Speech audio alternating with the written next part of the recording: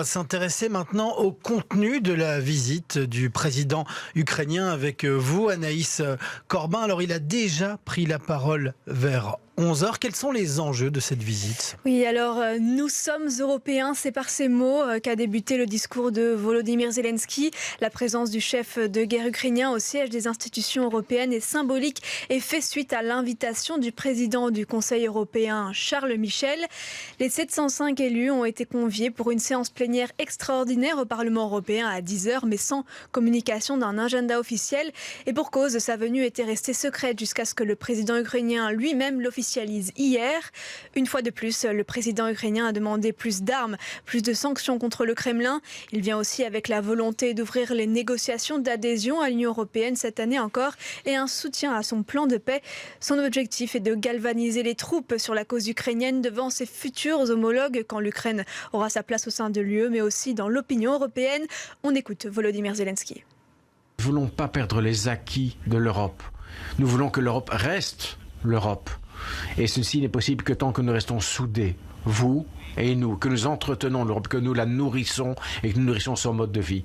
Ce possible ne s'avérera que si nous battions les forces anti-européennes qui essaient de vous dérober cette Europe que vous avez créée.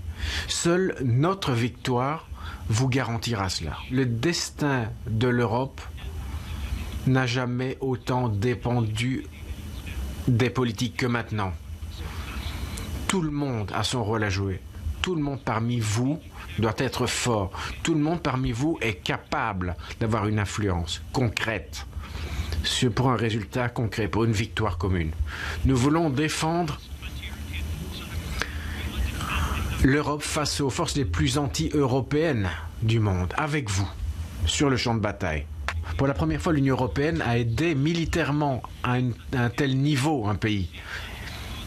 C'est la première fois aussi que l'on voit autant de volonté de réforme au sein de l'Union européenne pour se moderniser, pour se réformer, pour réformer ses institutions également. Nous aussi, nous essayons de nous approcher de l'Union européenne. Nous voulons devenir membre de l'Union européenne. L'Ukraine souhaite participer à cet effort. L'Ukraine veut gagner son adhésion dans une Europe qui gagne.